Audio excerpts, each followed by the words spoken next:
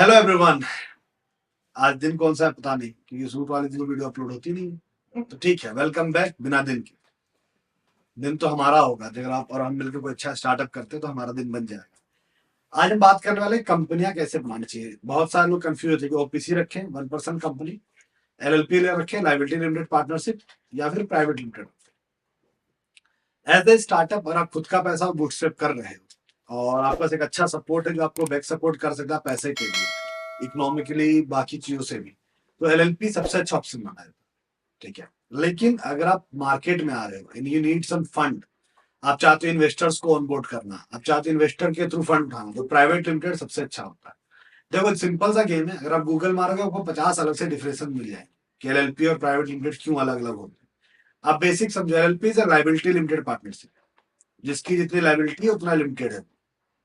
Private limited में depend on equity और share चलता है, तो आसान होता है इन्वेस्टर को ऑनबोर्ड करना। इन्वेस्टर इक्विटी खरीद लेता और आ जाता है। कई बार वो एलएलपी में अपने ऊपर लाइबिलिटी नहीं लेना चाहता। ठीक है, तो मुझे लगता है कि द बेस्ट पार्ट जब भी होगा इन्वेस्टर्स के लिए भी, जो इन्वेस्टर प्रीफर भी करते हैं, वो प्राइवेट लिमिटेड है। तो अब आप स्टार्टअप करने की सोच रहे हो तो पहले जाओगे प्राइवेट लिमिटेड पे। दूसरा एक बड़ा क्वेश्चन आता है कंपनी रजिस्ट्रेशन के लिए कितने पैसे देने चाहिए। ठीक है, देखो कंपनी रजिस्ट्रेशन का कोई फीस मार्केट में तय नहीं है। ठीक है, जैसे हम अपने ऑर्गेनाइजेशन में जब रजिस्ट्रेशन कराते हैं तो we charge only 7,500, sometime only 7,000 with all government fees. उसमें 2 DSC एड होता है, सब कुछ एड होता है। कुछ लोग 10,000 भी लेते हैं, कुछ 15 भी लेते हैं, और मैंने ऐसे दिया कुछ स्टार्टअप ने अपना कंपनी रजिस्ट्रेशन के लिए 25,000 भी दिए। नॉर्मली एक मैथ, मैंने अपने कुछ सीए से बात किया तो उन्होंने कहा था कि अब जो गवर्नमेंट फीस होगी उसके 3,000 रुपए जोड़ो तो काम हो जाएगा। Government fees plus 3,000 rupees maximum.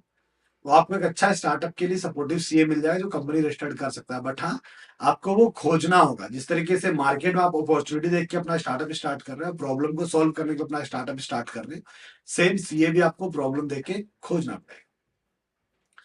अब आगे बढ़ते हैं।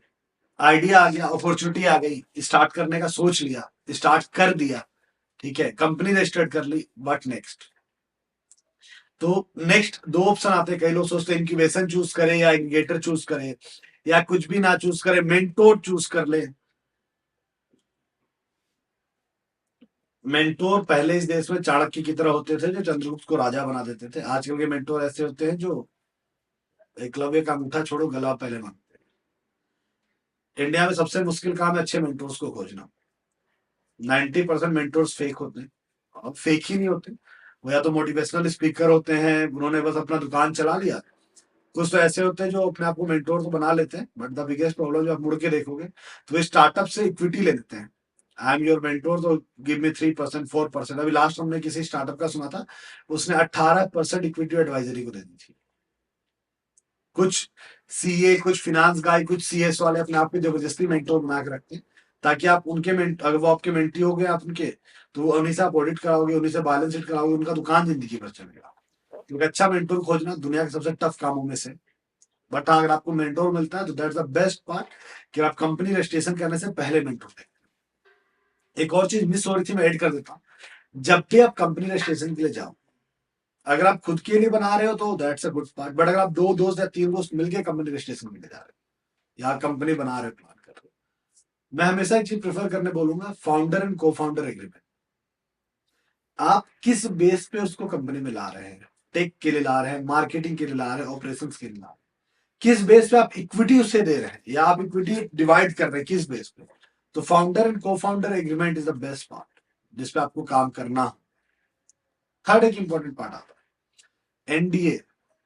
एनडीए आपको हर किसी के लिए रेडी रखना होगा। नॉन डिस्क्लोजर एग्रीमेंट हर किसी के लिए रेडी रखना, मतलब अगर मैं किसी टेक कंपनी को बोल रहा हूँ हमारा टेक बना दो, तो क्या हमारा एनडीए रेडी है? अगर टेक वाला ने धोखा दे दिया तो?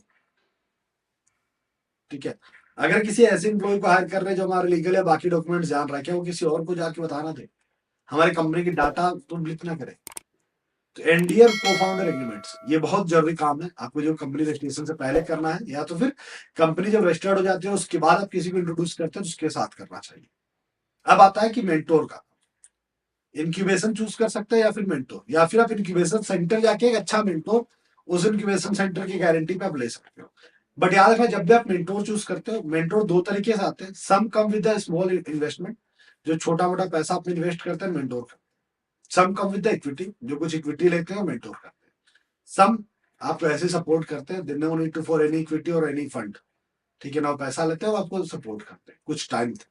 But as a startup your responsibility, अगर कोई अपना टाइम आपको दे रहा है तो आप भी उसे कुछ रिवर्ट बैक दें। बहुत सारे स्टार्टअप ऐसे होते हैं कि मेंटोर को पूरा चूस लेते हैं, बट जब भी मेंटोर का बात आता है तो वो गायब हो जाता है, ठीक है। तो आपका भी ये रिस्पॉन्सिबिलिटी है कि मेंटोर अपना टाइम दे रहा है, अपना नॉलेज आपको दे रहा है, तो आप भी उसको यूज कर रहे हो मार्केट में, तो आप भी उनको रिवर्ट बैक करो। दो चीजें फंसती है, एक आता है इंक्यूबेशन, दूसरा आता है एग्रीगेटर। एज ए स्टार्टअप आपको क्या चूज करना चाहिए? मैं हमेशा पहला ऑप्शन देता हूँ इंक्यूबेशन को, ठीक है, और आपको पहला देना चाहिए, पहला ऑप्शन देना चाहिए इंक्यूबेशन को। इंक्यूबेशन क्यों, आप इस बात को समझो। जिस तरह जब बच्चा पैदा होता है और बहुत कमजोर सा होता है, कई बार जब बच्चा पैदा होता है बहुत कमजोर होता है, मजबूत नहीं होता है, तो उसको इंक्यूबेशन में रखा जाए, कांच का बॉक्स होता है हॉस्पिटल में जहां उसको रखा जाता है, उसको ऑक्सीजन या बाकी चीजें दी जाती हैं। सेम जब आप स्टार्टअप होते हो, बहुत छोटे होते हैं, आपको लीगल कंप्लायंसेस नहीं पता है, आपको बेसिक डॉक्यूमेंट्स नहीं पता है, आपको ड्राफ्ट्स बनाने नहीं आते हैं, आपको एम्प्लॉय हायर करने का प्रोसेस नहीं पता है, आपको गो टू मार्केट स्ट्रेटजी नहीं आती है, आपको मार्केट प्रोडक्ट फिट है नहीं आती है, आपको स्टार्टअप के वर्ड्स नहीं आते। जब इन्वेस्टर बोल देगा आपका सीएसी क्या है, अब आपको पता नहीं सीएसी क्या है, आप क्या सेफ नोट पे डील करोगे, टर्म शीट कैसा होता है, अब एक एक टर्म शीट के लिए बार बार नए लोगों से मिलोगे, नए लीगल वाले को पैसा खर्च करोगे, तो बहुत ज्यादा जाता है। ऐसे जगह आपको चाहिए कि इंक्यूबेशन का सपोर्ट, यानी जब आपका स्टार्टअप बहुत छोटा बच्चा हो या छोटा हो और मार्केट में जाने वाला हो, तो आपको चाहिए इंक्यूबेशन, जहां आपका स्टार्टअप हर चीज सीखे। जैसे बच्चा उस कांच में तब तक रहता है जब तक वो बाहर निकल के पूरी तरह लड़ने के मूड में ना आ जाए। सेम तो एज इंक्यूबेशन पार्ट आपको ये बात समझनी होगी कि इंक्यूबेशन जब इसलिए जरूरी है कि आप उस अंडे से बाहर निकलो, ठीक है, तो आप दुनिया की सब चीज पता है, आपको लीगल डॉक्यूमेंट्स पता है, आपको ड्राफ्ट पता है, आपको बात करना आता है, आप प्रेजेंट कर सकते हो, आप किसी मैटर पे फंसोगे, ठीक है। इंक्यूबेशन इसलिए पीरियड होता है 6 मंथ, 12 मंथ, 18 मंथ, कई लोग 18 मंथ का भी इंक्यूबेशन लेते हैं। और इंक्यूबेशन 3 टाइप पे आती है। पहला जिसको बोलते हैं आइडिएशन स्टेज, जब आपका सिर्फ आइडिया और आप काम करना चाहते हैं। दूसरा होता है प्री इंक्यूबेशन, जब आपके पास आइडिया आ गया, अब उससे आप थोड़ा आगे बढ़ के मार्केट में जा रहे हो, आप कंपनी रजिस्ट्रेशन और बाकी प्रोसेस स्टार्ट कर रहे हो। तीसरा आता है इंक्यूबेशन। इंडिया में इंक्यूबेशन भी 3 टाइप के मिलते हैं। पहला होता है equity based incubation. Equity based जहां आपसे 3% या 5% इक्विटी चार्ज की जाती है आपके स्टार्टअप्स को अपने इंक्यूबेशन में रखने के लिए, ठीक है। दूसरा आता है चार्ज बेस।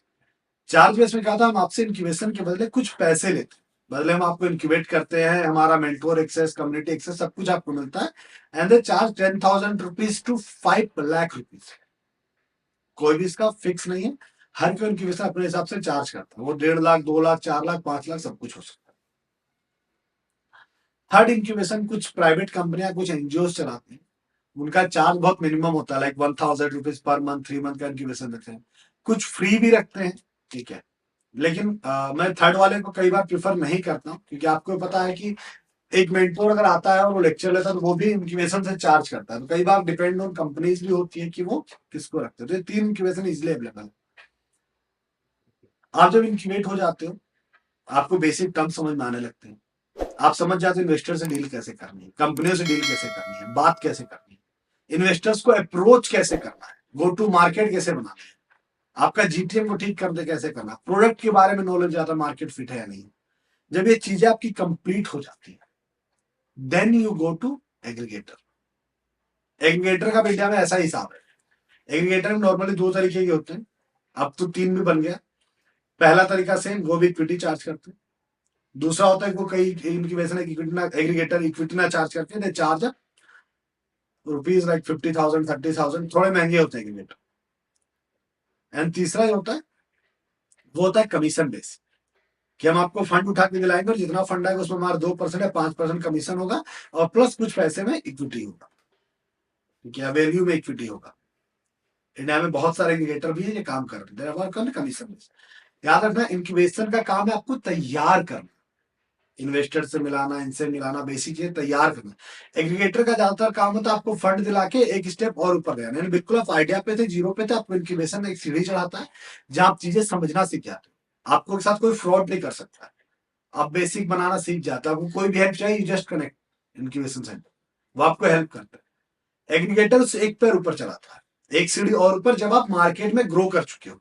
अब आप मार्केट में हो, आपको आगे निकलना है, एक्स्ट्रा कस्टमर जाना है, ग्रोथ पकड़नी है मार्केट में, ठीक है। तो वहां फिर आपको फंड अरेंज करते हैं, आपको सीरीज राउंड तक फंड के लिए लेके जाते हैं, जहां आप अच्छे लेवल पे काम करो, वो ऐसी कम्युनिटीज को ऊपर लेके जाते हैं। यानी एक समझ लो, आप केजी और प्ले स्कूल में ज्वाइन किया, क्लास 10 पास करके, वो इंक्यूबेशन था। क्लास 10 के बाद जब कॉलेज में घुसते हो या 11-12 के बाद आते हो, जहाँ आप फिजिक्स केमिस्ट्री मैथ अलग अलग चूज करते हो, ठीक है, तो वो पार्ट बन जाता है आपका एग्रीगेटर। तो ये दो सिंपल डिफिनेशन मैंने बताया ताकि आपको ये समझाए कि हाँ क्या चूज करना चाहिए।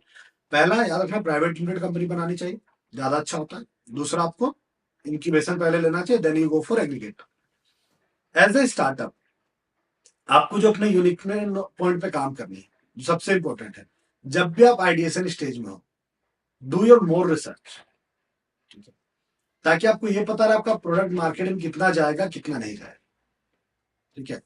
नेक्स्ट वीडियो में हम बात करेंगे स्टार्टअप सर्टिफिकेशन पे, लाइक DIPP सर्टिफिकेशन क्या होता है और वो कैसे मिलता है, MSME उद्योग आधार कितना जरूरी है, कैसे मिलता है, ट्रेडमार्क, फ्रेंचाइज, जो भी आप प्रॉब्लम्स की बात करते हैं कि हाँ हमें ये प्रॉब्लम आ सकती है स्टार्टअप, तो नेक्स्ट वीडियो में हम उसी में बात करेंगे कि एज ए स्टार्टअप फाउंडर आपको इंक्यूबेशन आने के बाद या बेसिक क्या क्या डॉक्यूमेंट्स के ध्यान देने चाहिए और किस किस के साथ आप एज ए स्टार्टअप अपने आप को मार्केट में प्रूव कर पाते हैं। मिलते हैं अगले वीडियो में।